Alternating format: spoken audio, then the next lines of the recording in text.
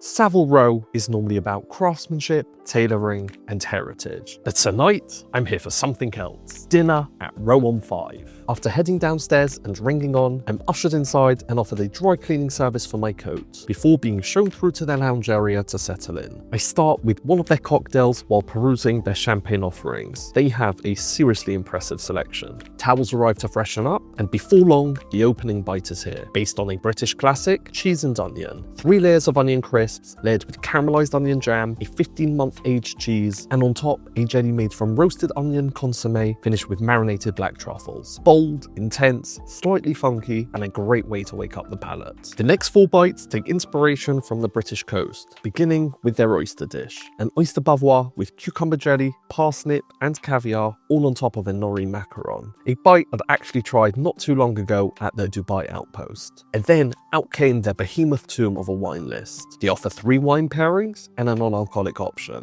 alongside what might be one of the largest selections of wines on Caravan, not to mention the near endless options by the bottle as well. Back to the coast, and the next stop is the Isle of Barra for cockles, served with grapefruit juice and a touch of Sancho pepper. Clean, fresh, and delightfully supple. That was followed by bluefin tuna using the otoro, seasoned with fermented citrus and wasabi. It was delicate, fatty, and very Moorish. And for the final of the amuses, a langoustine tartare sat on top of a custard infused with shell stock, topped with a jelly lifted with citrus and shiso. Surprisingly, to something with such a gelatinous, royal, mousse-like texture, I really enjoyed that. With that, it was time to head upstairs, where each chef was pointed out to me, along with the station they would be working that evening. A lovely touch that makes it feel just a little bit more personal. Heading the kitchen here is Chef Spencer Metzger, a Roux Scholarship winner who built his reputation at the Ritz, Franton, and L'Enclume before he began working for Jason Atherton in Dubai. In late 2024, Jason and Spencer opened Row on 5, and in just 3 months, it received its first star, with its second the following year. Next, Chef Amelie presented us with our game course for the evening. We then headed to our seats, where there was a wax-sealed envelope. Inside was tonight's menu, 15 courses priced at £250, with the option to add an additional course or 2. More on that later. Before long, Roxanne, our sommelier for the evening, who by the way recently picked up Sommelier of the Year, arrived with the first pairing. Alright, you start with a rochicha, a green tea that comes from Kyoto that has been slightly roasted. So gentlemen, turn now for the continuation from downstairs to Langoustine Part 2. And this time it was the tail meat. It was lightly blanched and brushed with a smoked vinegar glaze. It was served alongside a duck egg sabayon and a curry leaf oil with finger lime. And all of this was sat atop of a jelly made using amela tomatoes. Just jiggling. Yeah, I was not sure I was going to be a fan of this because there's so much gelatin in it. This is incredible. This sabayon though. Oh. The texture on that langoustine, snappy, the sweetness of the meat, the citrus coming from the finger lime, the slight earthiness as well coming from there. You get this huge burst of umami coming from that sabayon, and personalized chopsticks. We have the oatmeal scallop that we showed you and we brought back onto the kitchen. So we steamed them to precisely 38 degrees. We gently pulled the scallop apart. And we seasoned it with shiso vinegar. And then I'm finishing it here with a sauce of Dace Soke 39. But we finished it like a pho blanc with loads of butter. And then we've split that with a green shiso oil. And over the top we've got these pink strands, they're called myoga. Interesting, very interesting serving of scallops there. Not like I've ever had before. So really thin ribbons of scallop, very lightly steamed, soft, and then those very little strands of the myoga. You get slight crunchiness from the mild ginger flavor. It's more of a sweeter ginger flavor. And with that, the first of the supplemental offerings arrived, highlighting caviar. A potato bavois with a chive-seasoned potato crumb, a creme cru mousseline, some brown butter, all finished with the M25 caviar, paired alongside a French Bloom LeBlanc. I'm not sure how to describe that other than that being the most decadent, rich, and flavorful mashed potatoes I've ever had. Even the different textures. This dish would be amazing without the caviar as well. It really is so Moorish, just scraping out the whole... To me, the style of this dish was the potato. Actually discovered maison village. This is a yummy tea infused with preserved apricots. It's very rich, cool body style.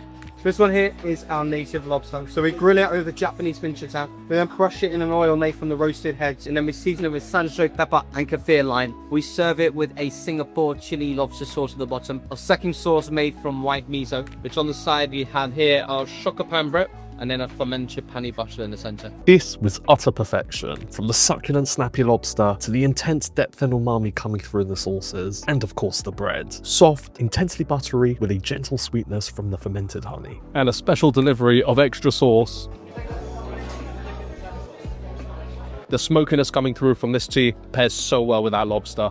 Next up was sea basil poivre, dried for 2 to 3 days and topped with salt-baked kohlrabi. On the base, a mussel reduction infused with sea cabbage. And to finish, a peppercorn sauce with katsuobushi with caviar in place of peppercorns. Cooking on that fish is incredible. That umami, the depth coming from the mussel sauce, the pepper comes through lovely, but then again, they've replaced the peppercorns with the caviar. Do I find that I'm getting extra brininess because of it? Not necessarily. This is Lalandon, one of these rotis, an amazing expression of syrup. The non-alcoholic parallel here was based on Cabernet Sauvignon, made in-house using blackcurrant, hibiscus, smoked pink pepper, and some bay leaves. And then the partridge made its reappearance, cooked on a bed of juniper, Douglas fir, bay leaves, lemon thyme, and peppercorns. It was served atop a poached pear and alongside a sauce albufera using Vangeon. All of this was finished tableside with their sauce Périgordine, made using black truffle and foie gras.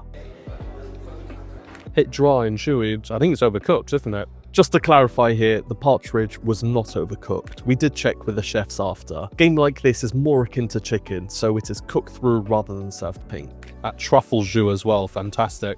When you eat everything all together, the bird doesn't seem so dry. That sauce is insane. I'm going to be finishing that entire pot off. Nuttiness as well at the end. Charles? Yes. May I sauce you up? Sauce me, baby. And with such an amazing sauce, of course, more bread.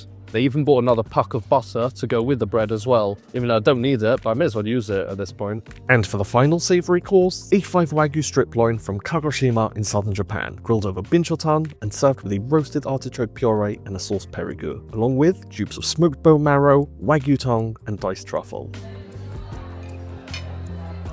Firstly, that beef just completely melts in your mouth. The different textures, the intensity of the puree. Within the sauce, there's the cubes of the tongue, there's mushroom, bone marrow, there's the crunchiness of the truffle. The sauce and all the different elements help balance out the fattiness and richness of the beef to just allow you to keep going back again and again to it. I think I'm a bigger fan of the sauce and the accoutrements than the beef. That is insane. It's rich, it's fatty, it's earthy, it's intense. There's an amazing combination of textures to go along with all of that as well. Absolutely love this. So gentlemen, the second part of our beef dish, our beef oxtail taro pot. We take the oxtail, we braise it down for 24 hours, then season it with some char siu. It's then deep fried with our taro dough, a condiment of 3-year-old black vinegar, and a benji shoga, which is a pink pickled ginger. Oh, it's quite heavy. So much intensity and flavour to that. Oh. This is cheddar ici, from the Soisé, anticipiamo, barrel aged. Here we have a coating bassett dirty. We made the savoury custard with the blue cheese. We do then top with a disc of white chocolate, finish with some bochicha and white Elysian flowers. Good balance between the sweetness, the saltiness, the funkiness of the cheese. Not really that funky. So this one here, using white truffles, we make a mousse at the bottom made from malt and a little bit of roasted barley. On top of that, we have a red miso ice cream. We finish off with some Tahitian vanilla, a little bit of almond oil, and then some sea salt. Well, this is another one of the supplement forces. Whoa. That is interesting. The most confusing dish I've had this evening, but in the best way possible. As in, like, my brain's not sure how to process the different temperatures, textures, flavors, combinations, but all in, it works brilliantly. Maybe texture-wise, it's too much of the crunchiness from the nuts is a bit too much, but other than that, I love that. That was excellent. Next, first get, currently we're showcasing with this beautiful Japanese crown melon. So 2 preparations for you here. The fresh melon that we just glazed in its own juice and finished with some green yuzu zest. And then our preparation in the bowl, starting from the bottom with a shot to melon liqueur jelly, followed by all of our melon trimmings, and then a roasted Tahitian vanilla from Jersey Newark ice cream. Before we finish the course with a kakigori, so we take a melon oolong tea, cold infuse it overnight, and then blend it with some of our melon juice before freezing it with freshly shaving. Just a pure concentration of the most intense sweet melon flavor. It just falls apart. Like, you don't need to chew the wagyu of the fruits. And then next up is their kakigori, which is all different elements of melon topped with a shaved ice. The shaved ice on top, amazing, so much flavor. The bits underneath were slightly too sweet for me. Texture wise though, perfection. The different layers, the fluffiness of the shaved ice, the crunchiness from the cubes at the bottom, the gel, the cream. Towards the end though, the sweetness point does mellow out and you do get more of that melony flavour coming through. I still managed to finish it, but not my favourite dessert. Our dear Chefsy, 6 petunias, Okay. So we start the base of your bowl with a blackberry jelly, but we follow with our sheet yogurt parfait that we infuse with some Madagascar vanilla, then stuff with a blackberry compote. Topping the parfait, our lemon verbena sorbet, before we finish with a blackberry consomme we infuse with some red shiso and apples. With the desserts done, that signaled the end to our time upstairs, but we weren't quite finished just yet. We then headed back downstairs to settle in for the final part of the evening. To start, Roxanne came over with her digestive trolley. I ended up going for a 1970s Imperial from Gordon and MacPhail. Then came their tea and cake course, a cold brewed Gelmaicha, a brown rice tea, served alongside freshly baked hazelnut and brown sugar tea cakes, alongside 2 creams. The first, a green oolong with vanilla, and the second, an Earl Grey with bergamot. To finish, a tart made using Oswaldo's 71% Peruvian chocolate. But we still weren't quite done. Another trolley is wheeled over, and out came the petit fours. Zone on our left here is the millionaire shortbread. We then have a truffle Snickers, a cherry chocolate orange, calamansi, clementine and green cardamom hatfui, a roasted oolong and Victoria plum hatfui, a Sicilian pistachio and matcha macaroon, and we finish off with our black Okinawa sugar fudge. Yeah, go on, one of each. Anyway. It's coffee time.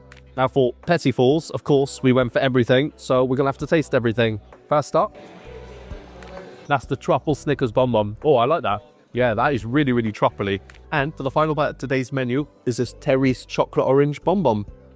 All in, including the deposit and a melon for Charles's breakfast, the total for tonight came to just over £1,600. Well, we have just finished up at row on 5. The space here feels warm, inviting, and furnished to a really high standard. Every finish immaculate, from the beautiful wine displays to the picturesque staircase and those curved seamless lines running throughout. It all comes together with a refined, cohesive aesthetic. Service-wise, everyone's immaculately dressed, and the whole evening ran with quiet precision. Some of the team were warmer and chattier than others, but everything stayed perfectly in check.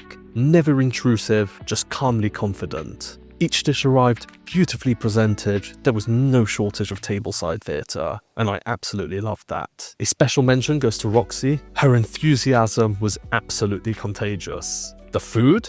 Pretty much every single dish I had tonight was exceptional. There were some really clever combinations and use of technique, with plenty of luxury ingredients throughout. The game course, which was one of the supplements that I'd pre-ordered, that didn't quite win it over for me overall, and that is on me. I'd expected partridge to kind of have the same texture and profile as something like pigeon, some more of that meatiness and suppleness, but rather I found out it was more akin to chicken, so it had more of that slightly drier, stringier texture. So on its own, I found it to be quite dry, but then again, that was just down to me. Some favourite dishes from this evening would be the second part of the langoustine serving, the tuna tartlet, the second serving of the wagyu. Oh, the intensity of the flavours were incredible, as was the sauce with the lobster. And of course, the caviar dish. Special mention goes to that truffle dish. One of the most unique dishes I've had in recent times. They did tell us afterwards it was a brand new dish. It was just one of those dishes where my brain was very confused with what was going on with all the various temperatures, textures and flavour profiles, but at the same time, I just wanted more and more and more of it. A really unique dish and one I would love to try again. All in all, I wouldn't be surprised at all to see it get a 2nd star. A big thank you to the incredible team. Every single person we interacted with was a really, really positive experience throughout. And as usual, thank you for watching. On to the next one. Goodbye.